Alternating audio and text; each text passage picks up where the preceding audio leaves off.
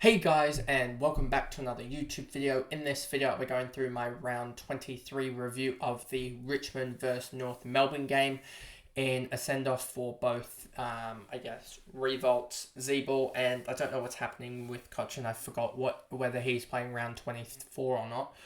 But before we get into the video, remember to like and subscribe, turn the notification bell on so you know when I upload, and let's get actually into the video.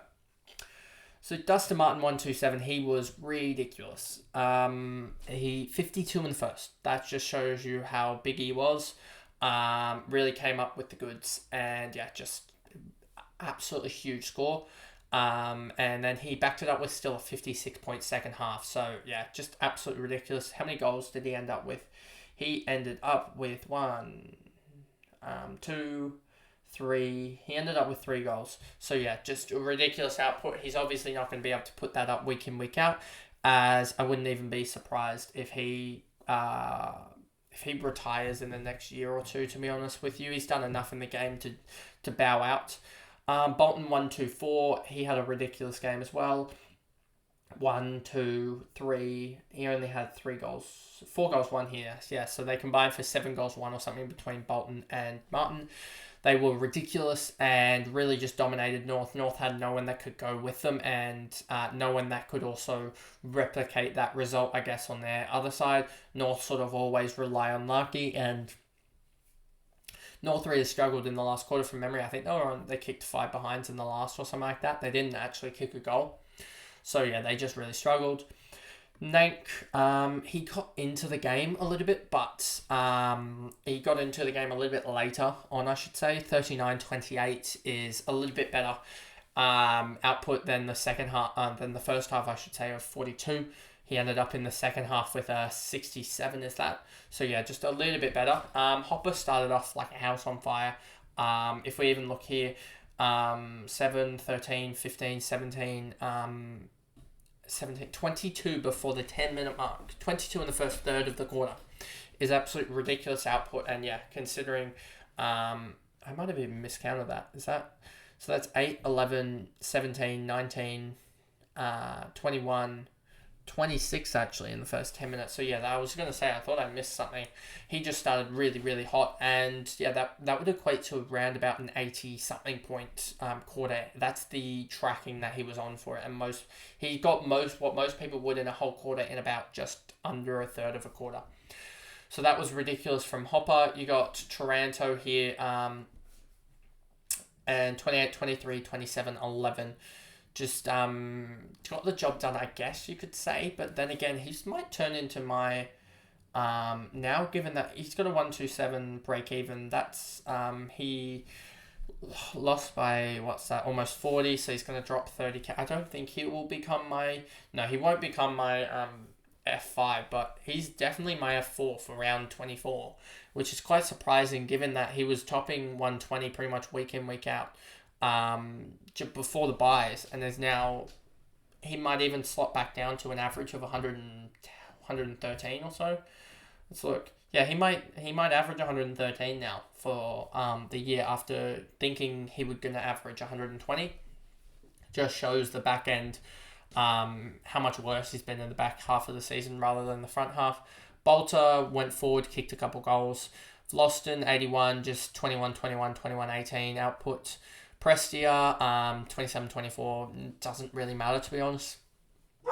Soldo, a lot of people have him, and he went 26, 21, 26, 3. If that 3-point last quarter, if he'd done well and gotten that to a 15 or even 20, you're looking at a 90 basically, an 88 on somewhere just in the low 90s. So yeah, he could have easily... he probably burnt a couple people, because a couple people probably still have him from when he was going 115 without Nank. Ross, short 74, 20, 15, 18, 21. He did pretty shocking for those that have actually got short.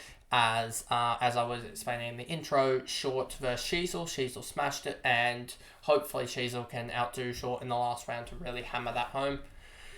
Grimes, Cochin, Revolt in his last game. Revolt had a really good last quarter, to be honest, in his last game. Well, I mean, he just kicked 3 behinds, it looks like here from what I can see. He ended up with 1 goal, 3, as well as a couple of misses that didn't register, but it was an alright way to send him out. I mean, he was a great player, just not really fancy relevant. Graham Dow started really well and then faded very quickly, which sort of sucks. He's one that you could look at next year, but we'll have to see with that, I guess, average where that goes, what he's priced at, etc. Baker's role just sucks when Short's in the side. Simple as that. McIntosh, Rioli did nothing. Rioli burnt a lot of people, I'm pretty sure. Rioli, if we look here, 5.4% owned, and I don't know how much percentage owned that is for people that are serious, but he burnt a lot of people and is going to become underpriced next year.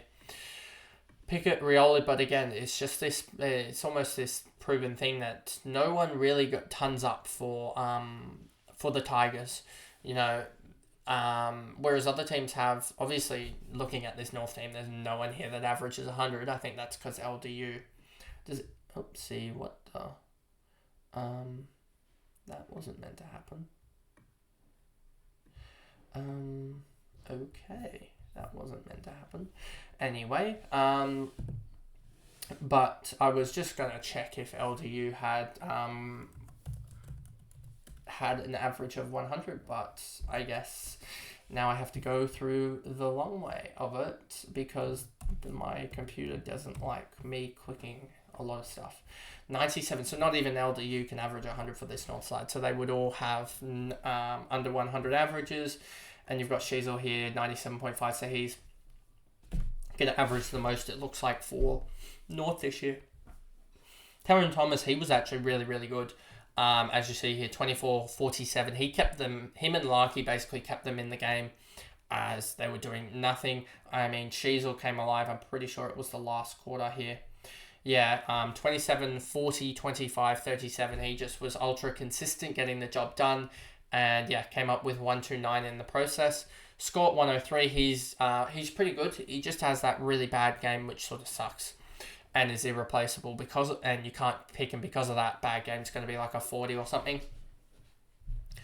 Larkey, he came alive in the first 3 quarters, especially in the second and the third, and ended up with a 92, just basically just kicking goals. I think he ended up 6 goals, 1 or something. So that was good. Then you've got Zeeble here, 88, a good send-out game for him. And yeah, so he ended up doing all right, but for those who decided to go for Zeeble because he was going to be low ownership or something like that in the last 2 games, now you've got to trade out as well as a guy that's performed and scored 148 points, whereas Nick Newman and the likes of Sheasel and the likes of Butters have almost outdone that in 1 game. So it just was never a good option and was always going to be at best a slight advantage to you, but at worst with what's happened with Zeeble, and even though he scored an 88, you lost out 100 points to other guys, and now it's a forced trade out, whereas I have Sheasel for the next round as well. Howe, 84, he started out really good. Phillips started out really good as well. All these guys fading, basically. Simpkin, again, just not scoring well at all. He's really lost it. And no one else here really. Jerry, I was looking at in previous recordings of this before stuff happened and made me have to reshoot this.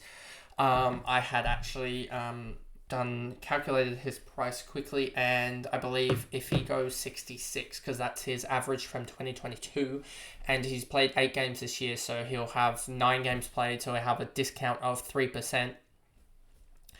That gets him priced at 566. So I reckon he's going to be around that price, and it's going to be whether, do you think Jerry is going to take that step up? If Goldstein goes, I think Jerry will be picked. If Goldstein stays, I think you have to go with the 2 big guys, because I don't think Jerry can go I don't think Jerry can go 95 with Goldstein. But we'll have to wait and see on that one. And then you got Tucker, Goldstein, Powell, Turner, Perez, Mackay. McDonald went down so early, like to the point, yeah. second quarter. Drury came on and did nothing. But, I mean, we'll see Drury next year probably. See what he's priced at. But anyway, that is the video. There we go. And I guess I'll see you guys in the next recap, which will be the Gold Coast Carlton game, I think. Is it that one? And then you've got the GWS Essendon game, and then I think my reviews for tomorrow, the 3 games that I'll have lined up, the St Kilda Geelong, the Adelaide Sydney, and the West Coast Western Bulldogs game, which actually hasn't occurred yet, obviously. They will come out a little bit later as I have some stuff on in the morning. But anyway, other than that, I will see you guys for the Carlton versus Gold Coast recap. Bye, guys.